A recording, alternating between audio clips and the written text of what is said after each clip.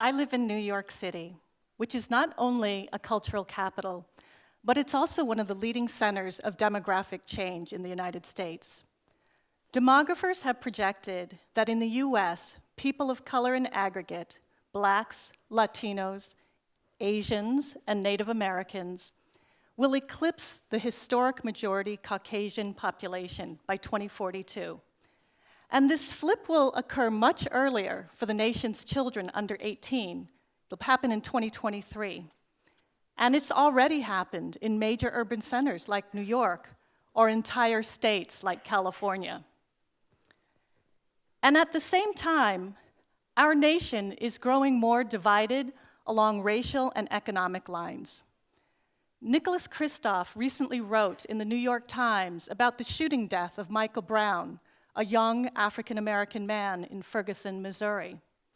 He made the startling comparison that in the US in the last decade, it now has a greater wealth gap by race than South Africa under apartheid. So what does this wealth gap mean in terms of activating public space? In Manhattan, a 33-story building is being constructed that will have luxury condominiums that will cost up to $25 million each. And these condominiums will have luxury amenities like concierge services, entertainment rooms, etc. But it will also have units for people making $50,000 a year or less. However, those residents won't have access to the same amenities, and they will have to enter through a separate entrance. In 1997, I worked with the great writer James Baldwin. In fact, I was the last theater director to work with him. I directed his play Blues for Mr. Charlie, which was based on the murder of Emmett Till and set in the Deep South during segregation. Baldwin didn't want that civil rights era play to be seen as a piece of sealed history. And so I activated the public space by using the social conventions of the Jim Crow era. I segregated the audience under two different doors, and they faced each other during the performance. It was shockingly powerful, but it was also theater. Now, a half century after the legislated end of segregation in America, for-profit developers have brought back separate entrances to unequal facilities. Now, I started with that context to really question the larger framework of inequality that defines and divides public in the same city, and sometimes on the same block, and in this case, even under the same roof. But I think we in the arts world do that too. And let me explain.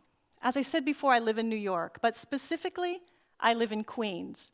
And Queens is arguably the most diverse place on the planet, with 138 languages spoken. In fact, there are more speakers of Bukhari in Queens than in Uzbekistan and Tajikistan. And if you've been to New York, you have more than likely been to Queens because both New York's airports are there, LaGuardia and JFK. But most people just hop into a cab and race to Manhattan. They miss the opportunity to see culture at the epicenter of New York's demographic change. So for example, this is a Russian Orthodox church in a street in Flushing, Queens in 1970. This is the same street today. This is the Ganesha Hindu temple. It is the largest Hindu temple in all of North America. And over 40 years, through a creative placemaking that has transformed the neighborhood, this festival, in fact, brings 10,000 people to that small neighborhood. They've created an urban cultural campus that includes a senior center, a low-cost popular restaurant, and it has the only large theater in that heavily populated area. And this theater is for use by all people. But they are completely off the radar of the arts because they don't use a 501c3 nonprofit model, and they don't use art sector terms. So for example, they have Shilpi. These are highly skilled artists from India who come to do the sculptures and the carving in the temple. And they reside for long periods of time on campus. Now, in the nonprofit arts world, we would call that an international artist in residency program. But more impressive than that, the temple has been sustained for over 40 years by now 22,000 members, which is an impressive number for any nonprofit trying to build an annual donor program. Let me show you another example on the other end of the country. Over an enormous geography, from Alaska to British Columbia to the state of Washington, First Nations people have revived the canoeing traditions that connect them. This epic, week-long canoe journey involves now over 1,000 paddlers, most of them young people, and is attended by upwards of 15,000 people at the communities that receive them. Over the year, youth advance the arts of canoe carving, dance, regalia making. They participate in language preservation, nation-to-nation protocols, ecological science, navigation. Tina Kukan, the head of the Longhouse in Olympia, Washington, says that the canoe journeys have reversed a brutal history of miseducation and forced assimilation of native peoples. And like the Hindu temple, it has been self-sustaining. It is based in a barter and gift economy and a culture of generosity for the communal good. My point, I'm wondering if we can learn from public space that is already activated by the arts, that is functioning in a kind of parallel universe, but that, in my opinion, offers some of the most vivid examples of a potential collective creative future. I'm wondering how we might have to reshape ourselves in order to engage with that change.